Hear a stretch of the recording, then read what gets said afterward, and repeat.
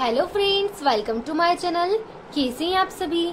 अगर तुम्हारा सपना है एसएससी, बैंक या कोई भी गवर्नमेंट एग्जाम, तो ये बात दिमाग में बिठा लो, जो इंग्लिश में माहिर है उसका सिलेक्शन औरों से तेज है। और जब बात आती है वोकेबलरी की, तो ब्लैक बुक को कोई नहीं रोक सकता। लेकिन ध्यान रखना, पूरी किताब पढ़ने से सिलेक्शन नहीं होता। सिर्फ वो 100 सिनोनिम्स याद करो जो बार बार रिपीट होते हैं, जिससे एग्जामिनर खेलता है और जिससे तुम्हारी किस्मत बनती है। ये वीडियो उसी का शॉर्टकट है।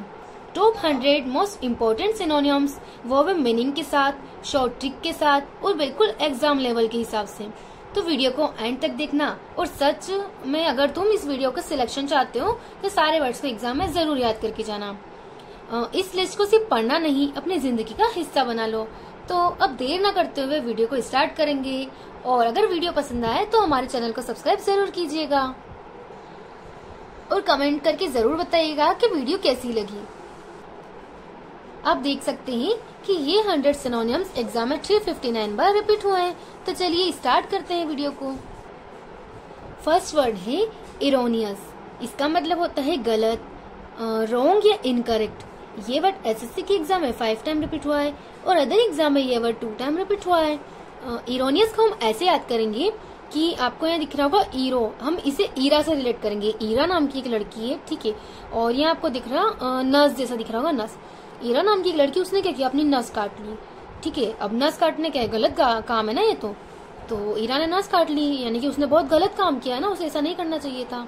तो इसका मतलब रॉन्ग या इनकरेक्ट। फॉल्स यानी कि झूठा, उससे किसी ने झूठ बोला होगा, ठीक है, तो इसलिए उसने क्या किया, अपनी नस काट दी।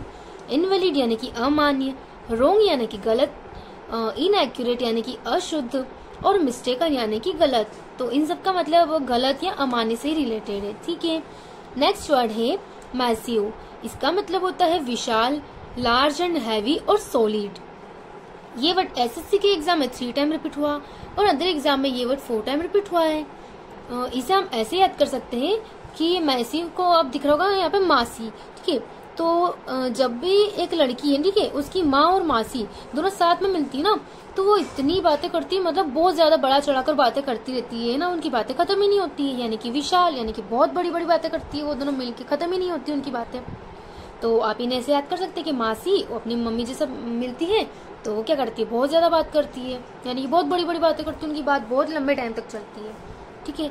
यानी कि लार्ज एंड हैवी और सॉलिड, ठीक है। इसके सिनोनिम से ह्यूज यानी कि विशाल, इनॉर्मस यानी कि विशाल। इसे भी हम ऐसे याद कर सकते हैं, नॉर्मल चीजें होती है ना वो एकदम सामान्य होती है, और जो इनॉर्मस होता है ना वो क्या होता है, सामान्य से बड़ा यानी कि विशाल। गिगेंटिक यानी कि विशाल। गिगेंटिक को हम ऐसे याद कर सकते हैं, गिगेंटिक में आपको गगन दिख रहा होगा ना, गगन मतलब क्या होता है, स्काई यानी कि आकाश। आकाश कितना बड़ा है, बहुत बड़ा है, यानी कि विशाल है। तो आप इसे याद कर सकते हैं। नेक्स्ट वर्ड है ऑब्लिटरेट। इसका मतलब है मिटाना या डिस्ट्रॉय, अटरली वाइप आउट करना, यानी कि मिटाना। ये वर्ड एसएससी के एग्जाम में 3 टाइम रिपीट हुआ है और अदर एग्जाम में भी ये वर्ड 3 टाइम रिपीट हुआ है। तो इसे हम ऐसे याद करेंगे कि ऑब्लिटरेट, ऑब को हम अब से रिलेट करेंगे और लीट मतलब पेन, ठीक है, जो पेन होता है ना उससे लिखते हैं क्या, रेट। तो अब लीट रेट यानी कि अब लीट यानी कि पेन से रेट लिखे होते हैं। हम मार्केट में जब भी कुछ लेने जाते हैं ना, तो अब दुकान वाले क्या करते हैं, जो ओरिजिनल रेट होती है ना उसे काट कर क्या करते हैं, वो उनके हिसाब से रेट लिख देते हैं ना, यानी कि वो जो असली वाली जो रेट होती है ना उसे मिटा देते हैं और उनके हिसाब से कोई भी रेट लिख देते हैं अपनी मर्जी से, ठीक है। और इसके सिनोनिम से अनिहिलेट यानी कि नष्ट करना, अबोलिश यानी कि हटाना, इरेज यानी कि मिटाना, डिमोलिश करना यानी कि ध्वस्त करना, इरेडिकेट यानी कि मिटा देना और डिस्ट्रॉय यानी कि नष्ट करना। तो इन्हें आप इसे याद कर सकते हैं। नेक्स्ट वर्ड है रिप्रोच, यानी कि निंदा करना, एक्सप्रेस डिसअप्रूवल और डिसअपॉइंटमेंट, एक्यूज, डिसग्रेस और शेम। ये वर्ड एसएससी के एग्जाम में 3 टाइम रिपीट हुआ है और अदर एग्जाम में ये वर्ड 3 टाइम रिपीट हुआ है। इसे हम ऐसे याद करेंगे, यहाँ आपको दिख रहा होगा रिप्रोच, ठीक है, यहाँ आपको अप्रोच जैसा दिख रहा होगा ना। अप्रोच मतलब क्या होता है, कहीं पहुंचना, ठीक है। तो एक लड़के को कहा, उसकी मम्मी ने बोला होगा कि तुम्हें 9 बजे वहाँ बस स्टैंड पे पहुंचना है क्योंकि वहाँ कोई आने वाला है, ठीक है। तो वो लड़का क्या है, पहुंचा ही नहीं है, तो रिप्रोच यानी कि उसकी मम्मी को खुद अकेले वापस जाना पड़ा, ठीक है, उसको तो गया ही नहीं वो। तो रिप्रोच यानी कि उसकी मम्मी को खुद पुनः जाना पड़ा वहां पे।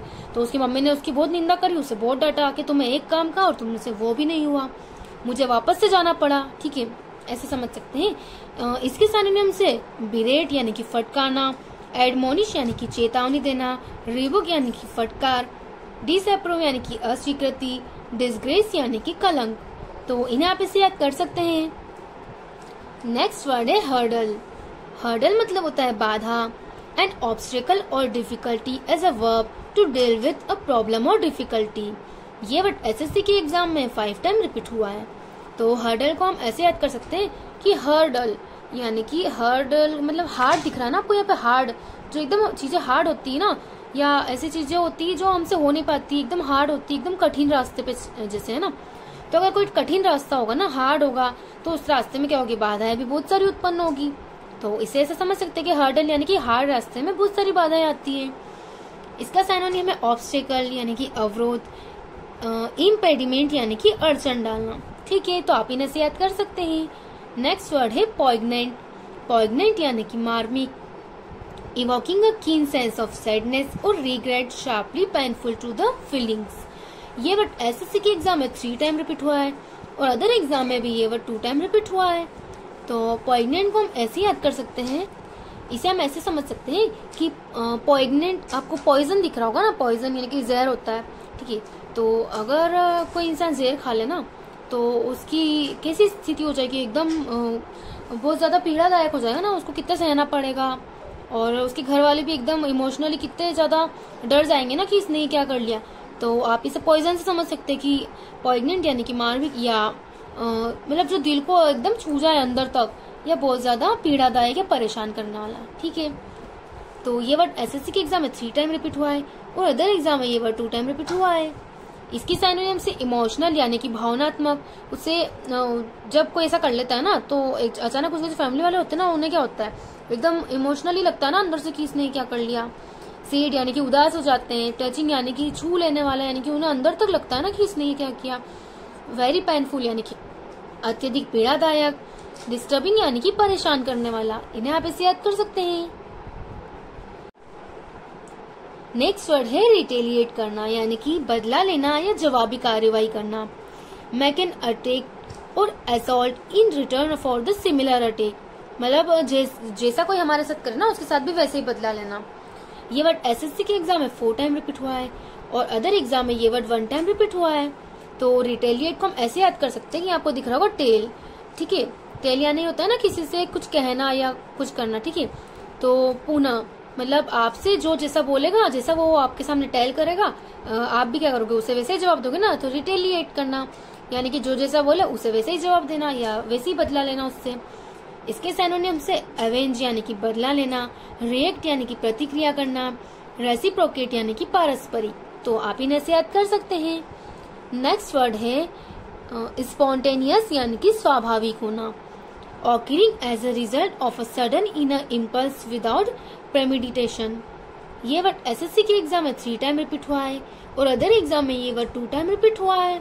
तो इन्हें हम ऐसे याद करेंगे, इसे आप अपने तरीके से याद कर सकते हैं। इसके सिनोनिम्स होते हैं इम्पल्सिव यानी कि आवेगशील, इंस्टिंक्टिव यानी कि सहज, अनप्लान्ड यानी कि अनियोजित, और एक्सटेम्पोर यानी कि तत्काल। इसका मतलब ऐसा होता है कि जो बिना पहले से कोई प्लान के अचानक हो जाता है या तत्काल रूप से हो जाता है, ठीक है। तो इसे आप अपने तरीके से याद कर सकते हैं। नेक्स्ट वर्ड है वेनरेट यानी कि सम्मान करना, रिगार्ड विद ग्रेट रिस्पेक्ट और रिवर। इसे आप ऐसे याद कर सकते हैं कि जो वैन होती है ना, इस वैन को हम जो गाड़ी वाली वैन होती है ना, उससे रिलेट करेंगे। और रेट, तो आप इसे ऐसे समझिए कि एक आदमी है, ठीक है, वो बोलता है कि इस वैन का रेट इतना ज्यादा है, फिर भी आप ये उस इंसान को गिफ्ट क्यों करना चाहते हैं। तो फिर वो इंसान बोलता है कि मैं उससे वैन इसका रेट ज्यादा है, फिर भी ये वाली वैन उसको गिफ्ट करना चाहता हूँ, क्योंकि वो इसके काबिल है, वो सम्मान के पात्र है, उसने बहुत अच्छा काम किए, तो ये उसके आगे कुछ भी नहीं है, ठीक है। आप ऐसे याद कर सकते हैं।